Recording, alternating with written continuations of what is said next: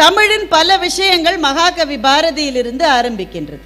இந்த மகாகவி பாரதின உடனே என்ன ஞாபகத்துக்கு வருது? இந்த பாரதியில் மகாகவி பாரதி என்ற உடனேயே அந்த கண்களிலே இருக்கிற ஒரு ஒளி நம்முடைய ஞாபகத்துக்கு வருகிறது.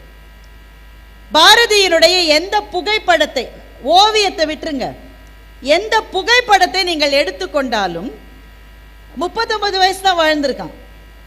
அதுலேயும் நிறைய வறுமை, நோய் எல்லாமே இருந்திருக்கு. ஆனால் எந்த புகைப்படத்திலும் கண்ணிலே ஒரு ஒளி இருக்கும். அந்த ஒளி நமக்கு ஒரு உத்வேகத்தை கொடுக்கும். என்ன உத்வேகம் என்றால், இந்த வாழ்க்கையில் நம்ம பயப்படுறதுக்கு தேவையே இல்லைன்ற ஒரு உத்வேகம். பயப்படுற மாதிரி எதுவுமே கிடையாது. நிமிர்ந்து நில், துணிந்து சொல் என்று சொன்ன அந்த வாசகம் இருக்கிறதே, அது மகாகவி பாரதியினுடைய இன்ஸ்பிரேஷன்ல இருந்து தான் வந்திருக்க முடியும். என்னை பற்றி சொல்லுகிற போதும் சொன்னார்கள், போராடி பல விஷயங்களை வென்றவர் என்று சொன்னார்கள். போராடி வென்றனான்னு தெரியல, மிக மிக மோசமான ஒரு மருத்துவ நெருக்கடியிலிருந்து நான் மீண்டு வந்ததற்கு என்னுடைய போராட்டம் காரணமான்னு எனக்கு தெரியல. மருத்துவர்களினுடைய சிகிச்சை ஒரு காரணம். அதைவிட மிகப்பெரிய காரணம் உங்களை போன்ற லட்சக்கணக்கான சொந்தங்கள் எனக்காக செய்த பிரார்த்தனை. ஒரு நம்பவே முடியாத ஒரு நன்றி என்கின்ற உணர்ச்சியிலே தத்தளித்து நிற்கின்றது என்னுடைய நெஞ்சம். அதற்காகவும் உங்களுக்கு என்னுடைய நன்றிகளை உங்களுடைய பாத கமலங்களில் நான் சமர்ப்பித்துக் கொள்கின்றேன். சார் குறிப்பிடுற போது இங்கே ஒரு பீஷ்மர் இருக்கிறார் என்று சொன்னார். எனக்கு ரொம்ப பிடிச்சிருந்தது. ஏன்னா எனக்கு மகாபாரதம்னா அவ்வளோ பெரிய இன்ஸ்பிரேஷன். எனக்கு ரொம்ப அழகாக அதை சொன்னார். இளைஞர்கள் சில பேர் முடிச்சிடலான்னு கிளம்புவாங்க. அப்போ ஒரு பெரியவர், இதை இப்படி இப்படி செய்யணும், நீ பாட்டுக்கு ஏன்னாக்கா பலின்னு சொல்லிட்டு அப்படியே இழுத்து போட்டுருவான் அவனை, நல்லா பார்த்து அப்படியே அனுசரித்து செய்யணும்னு. அப்படி டைவர்சிட்டி என்பது அதுதான். டைவர்சிட்டி என்பது ஆண்கள் பெண்கள் இருப்பது மாத்திரம் அல்ல, கொஞ்சம் அனுபவத்தில் பெரியவர்கள், அனுபவத்தில் கொஞ்சம் சிறியவர்கள், பல மதங்களை சார்ந்தவர்கள், பல நம்பிக்கைகளை கொண்டவர்கள், பல மொழிகளை பேசுகிறவர்கள், பல இனங்களை சேர்ந்தவர்கள், அத்தனை பேரையும் இணைத்துத்தான் இப்படிப்பட்ட ஒரு பிரம்மாண்டத்தை அரங்கேற்ற முடியும். அப்படி அரங்கேற்றி இருக்கிற உங்களுக்கு திரும்ப திரும்ப என்னுடைய வியப்பையும் பாராட்டையும் நன்றியையும் அன்பையும் தெரிவித்துக் கொள்கிறேன். சரி, கதை கேளு. நிறைய ஸ்கூல் பிள்ளைங்களாம் வந்திருக்காங்க. ஏப்பா நீங்களா வந்தீங்களா? ஸ்கூலில் கம்பல் பண்ணி அழைச்சிட்டு வந்தாங்களா? பதில் சொல்லவே மாட்டேங்கிறான் பார்த்தீங்களா?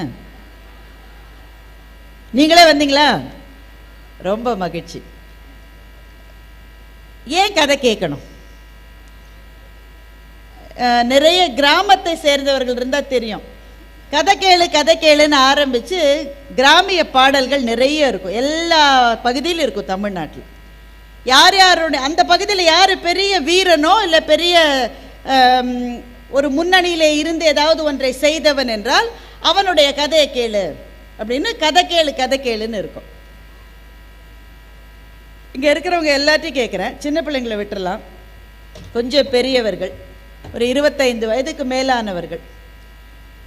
கடைசியாக எப்போ நாம் ஒரு கதையை சொன்னோம்? யோசிக்க வேண்டியிருக்குல்ல. சிறு வயது முழுக்க கதைகளால் நிரம்பி இருந்தது நமக்கு. இங்கே இப்போ இருக்கிற பிள்ளைகளை கேட்டால் அதுக்கு யாரும் கதை சொல்லியிருப்பாங்களான்னு எனக்கு தெரியல. எங்களுக்கெல்லாம் நிறைய கதை சொன்னாங்க. வீட்டில் எப்படியும் ஒரு அப்பத்தாவோ ஒரு அத்தாச்சியோ ஒரு பாட்டியோ இருக்கும். கட்டாயமாக இரவு சாப்பிடுகிற நேரத்தில் ஒரு கதை உண்டு. அதுலேயும் சில பாட்டிகள் ரொம்ப உஷார் பாட்டி. அது சாப்பாடு வேண்டான்னு அடப்பிடிக்கிற குழந்தைக்கு த்ரில்லிங்காக ஒரு கதையை சொல்லி, இந்த பாக்கி இருக்கிறதெல்லாம் நீ சாப்பிட்டு முடிச்சா அந்த கதையில் யார் வில்லன்றதை நான் சொல்லுவேன் அப்படின்னா அதுக்காகவாவது சாப்பிட்டு கதை கேட்டுத்தான் நாம் வாழ்ந்தோம். அப்படித்தான் வளர்ந்தோம் இல்லையா? இந்த 1001 அராபிய இரவு கதைகள்னு ஒரு கதை இருக்கு. அந்த கதையிலேருந்து இப்படிதான் அது ஆரம்பிக்கும். ஒரு மன்னன் இருந்தான். அவனுக்கு எந்த ஒரு காரணத்தினாலேயோ பெண்கள் மேலே ரொம்ப வெறுப்பு. அவனுக்கு ஈராக் பகுதியில் இருந்த மன்னன், பெண்கள்னா அவனுக்கு ரொம்ப வெறுப்பு. மன்னன் வேற இல்லையா. அதனால் என்ன பண்ணிட்டா, எனக்கு பெண்ணுனாலே பிடிக்கல, அவங்கள பழி வாங்கணும். இந்த என்ன செய்ய போகிறேன்னா, ஒவ்வொரு நாளும் ஒரு பெண்ணை நான் திருமணம் செய்ய போகிறேன். காலையில் எந்திரிச்ச உடனே ஒரு கல்யாணம், ஒவ்வொரு நாளும் அந்த ஆள் புது மாப்பிள்ளை. அடுத்த நாள் காலை அந்த பெண் கொல்லப்படுவாள். இந்த மந்திரிக்கு என்ன வேலைன்னா, அடுத்த மணப்பெண்ணோட ரெடியாக இருக்கணும். எவ்வளோலாம் கஷ்டப்பட்டுருக்காங்க பாருங்கள் அந்த காலத்தில். இந்த அரசனுக்கான மணப்பெண்ணை, தினம் ஒரு மணப்பெண்ணை அந்த மந்திரி கொண்டு வரணும். எப்படி கொடுப்பாங்க அவங்களுக்கு தான் தெரியல. அடுத்த நாள் காலையில் பொண்ணு சாக போகுதுன்னா எந்த வீட்டில் பொண்ணு கொடுப்பாங்க? இப்போ ஏகப்பட்ட பணத்தை கொடுத்து இல்லை அச்சுறுத்தி தினம் தினம் தினம் தினம் ஒவ்வொரு பொம்பளை பிள்ளையும் அவன் கல்யாணம் பண்ணியிருக்கார் அந்த அரசன். மந்திரிக்கு ஒரு நாள் ஒரு பெண்ணும் கிடைக்கல. எல்லாம் பெண்ணை பெற்றவங்கெல்லாம் குடும்பத்தோடு வேற வேற நாட்டுக்கு ஓடிட்டாங்க. ஒரு பெண் இல்லை ஊரில். ஆனால் பொண்ணை கூட்டிகிட்டு போகலன்னா அரசன் இவருடைய கழுத்தை வெட்டிடுவான். அப்படியே கவலையோடு உட்காந்துருக்காரு. அவருக்கு, அந்த மந்திரிக்கு ஒரு மகள் இருக்கிறார். இந்த மகளை சொன்னார், அப்பா ஏன்ப்பா வருத்தமாக இருக்கீங்க? அம்மா இன்னைக்கு ஒரு பெண்ணும் கிடைக்கலம்மா, அந்த ஆள் என் தலையை எடுத்துருவாம்மா. அந்த பெண்ணு சொன்னால், நான் போய் இன்னைக்கு கல்யாணம் பண்ணிக்கிறேன் உங்கள் அரசர். ஐயோ இல்லைம்மா, காலையில் உன்னை கொன்னுருவான், நீ இறக்கிறத நான் பார்க்க முடியுமாம்மா,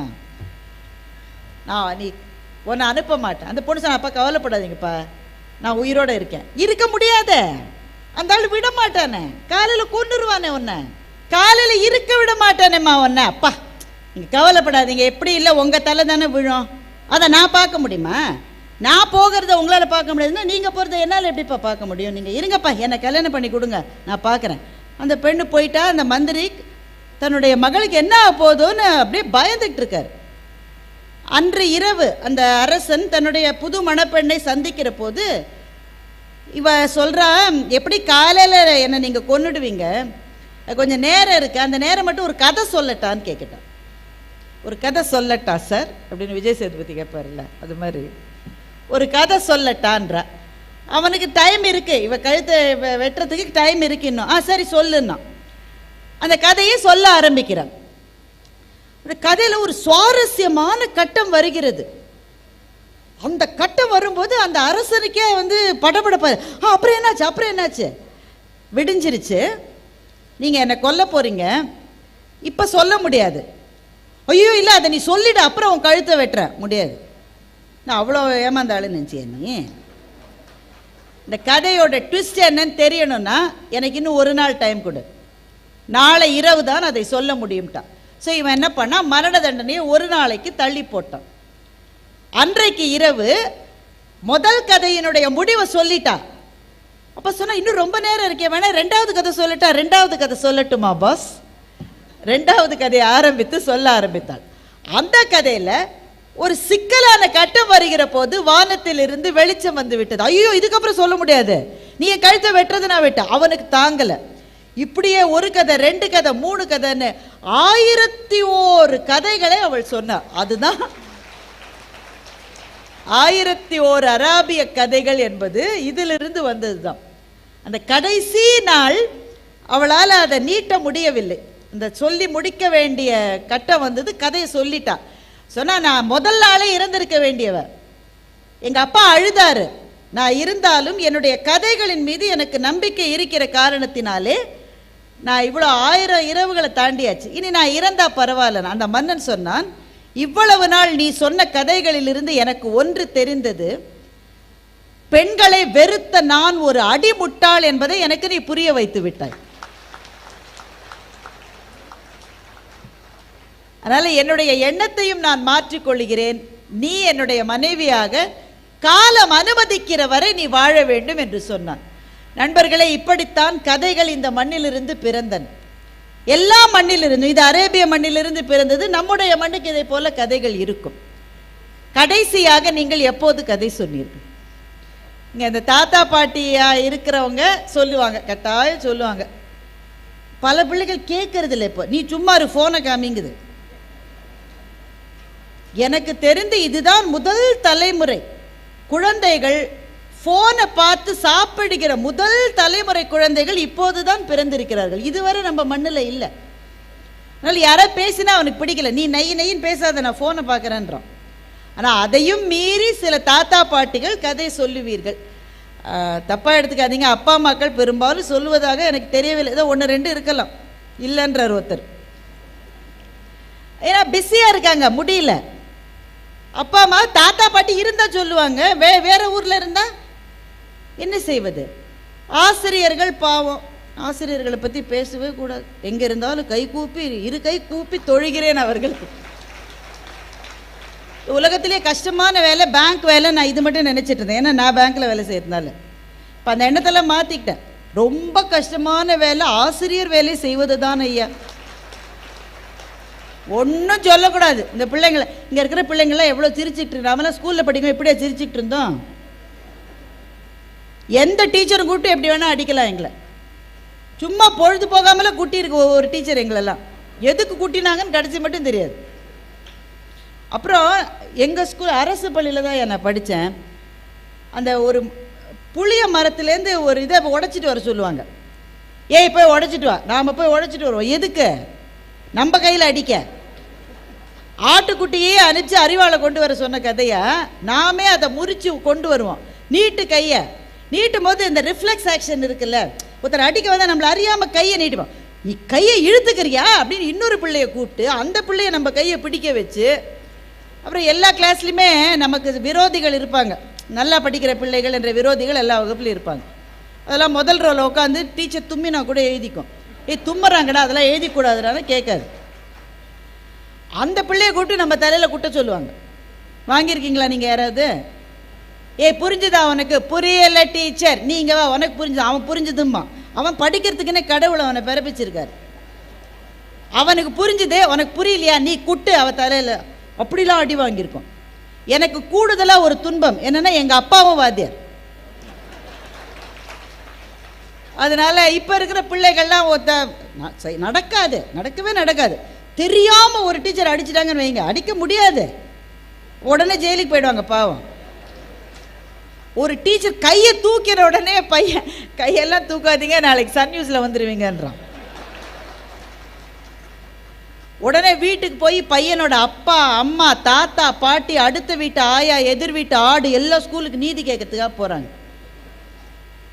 இப்படி இருக்கும்போது ஆசிரியர்கள் கதை சொல்லுவது என்பதை எதிர்பார்க்க முடியுமான்னு எனக்கு தெரியல. அதையும் மீறி சில ஆசிரியர்கள் சொன்னீங்கன்னா இந்த இடத்துல இருந்தே தொழுது வணங்கி கொள்ளுகிறேன். அப்போ யார் தான் நம்ம பிள்ளைகளுக்கு கதை சொல்லுகிறார்கள்? தாத்தா பாட்டி பக்கத்தில் இருந்தால் 1-2 கதை சொல்லுவோம். இவனுக்கே அந்த கதையெல்லாம் பிடிக்கிறது இல்லை. இந்த கதையில் ஒரு சூப்பர் மேன் இல்லை, ஒரு ஸ்பைடர் மேன் இல்லை, இதெல்லாம் ஒரு கதையான்றான். அப்பா அம்மாக்கள் சொல்லுவதில்லை. பள்ளியில் கதைகள் சொல்லுவதற்கான நேரமும் இல்லை, வாய்ப்பும் இல்லை. அப்போ பிள்ளைகளுக்கு யார் கதை சொல்லுவது? நம்முடைய வீடுகளை நீங்கள் யோசித்தால் உங்களுக்கு ஒன்று தெரியும். ஆண்களை விட பெண்கள் தான் அதிகம் கதை சொல்லுவார்கள். கதை விடுறதை நான் சொல்லல, அதை ஆண்கள் தான் அதிகமாக செய்வாங்க. கதை விடுறது வேற, கதை சொல்றது வேற. கதை சொல்லுவதை பெண்கள் தான். நீங்க கேட்ட எந்த கதையும் உங்கள் வீட்டில் யாரோ ஒரு பெண் தான் அதை சொல்லியிருப்பாங்க. தாயோ பாட்டியோ அத்தையோ சித்தியோ பெரியம்மாவோ தான் அந்த கதையை சொல்லியிருப்பாங்க. நான் சென்னையில் திருவல்லிக்கேணி என்ற பகுதியில் தான் நாங்கள் வசித்தோம்.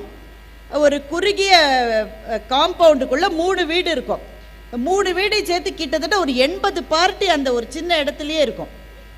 இரவானால் பெண்கள் எல்லாரும் அந்த ஒரு 10 வயசுலேருந்து ஒரு 20 வயசு மட்டும் திருமணம் 6 வயது மட்டும் இருக்கிற பெண்கள் எல்லாம் கூடி உட்காந்து பேய் கதை சொல்லுவாங்க. இது நடக்காத காம்பவுண்டே இருக்க முடியாது.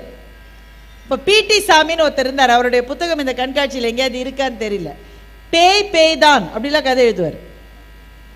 இப்போ வர பேய் பட ரேஞ்சில் பார்த்தா அது ரொம்ப சாதாரணம். ஆனால் அன்றைக்கி அது ரொம்ப பயங்கரமாக இருக்கும். அந்த கதையை சொல்லும்போது எங்களை மாதிரி சின்ன பிள்ளைங்களாம் அங்கே சேர்க்க மாட்டாங்க. சின்ன பிள்ளைங்களாம் கேட்டால் ராத்திரி கனவுல பேய் வரும் போன்றுவாங்க. ஆனால் விரட்ட விரட்ட தின்பண்டத்தின் மீது ஈக்கள் வந்து உட்காருவது போல் அவர்கள் எவ்வளவு விரட்டினாலும் போய் அந்த கதைகளை கேட்டுக்கொண்டே இருப்போம். அப்போ எங்களுக்கு ஹீரோ யார்? கமல்ஹாசன், ரஜினிகாந்த் தானே அப்போ புது ஹீரோஸ். எங்களுக்கு ஒரு படம் வந்துடக்கூடாது. ஒரு ஆள் நடுவில் உட்காந்துருச்சு, முதல்ல எடுத்த உடனே வணக்கம்னு ஒரு ஸ்லைடு இது இப்படி ஆரம்பிக்கும் கதை. வணக்கத்திலேருந்து ஆரம்பித்து கடைசியில் நன்றி ஸ்லைடு மட்டும் கதை சொல்லுகிற பெண்கள் அன்றைக்கு ஒவ்வொரு வீடுகளிலும் இருந்தார்கள். புத்தகங்களில் கதைகளை அதிகம் படிக்கிறவர்களும் எப்போதும் பெண்களாகவே இருந்தார்கள். ஏனென்றால் வாழ்க்கையை அவர்கள் கதைகளின் மூலமாகத்தான் அறிந்து கொண்டார்கள். ஆணுக்கு உலகம் இருந்தது, பெண்ணுக்கான உலகம் வீட்டிலே தான் இருந்தது என்பதால் கதைகளிலிருந்து தான் வாழ்க்கையை அறிந்து கொண்டார்கள். இப்படி வந்த நம்முடைய பயணத்தில் கதை கேட்பது கிட்டத்தட்ட நின்று போயிருக்கிற ஒரு காலகட்டத்தில் தான் நாம் இன்றைக்கு இருந்து கொண்டிருக்கிறோம். எவ்வளவு பெரிய இழப்பில்லை அது. கதை சொல்லுதல் என்பது வாழ்க்கையை எப்படி புதிதாக மாற்றுகிறது.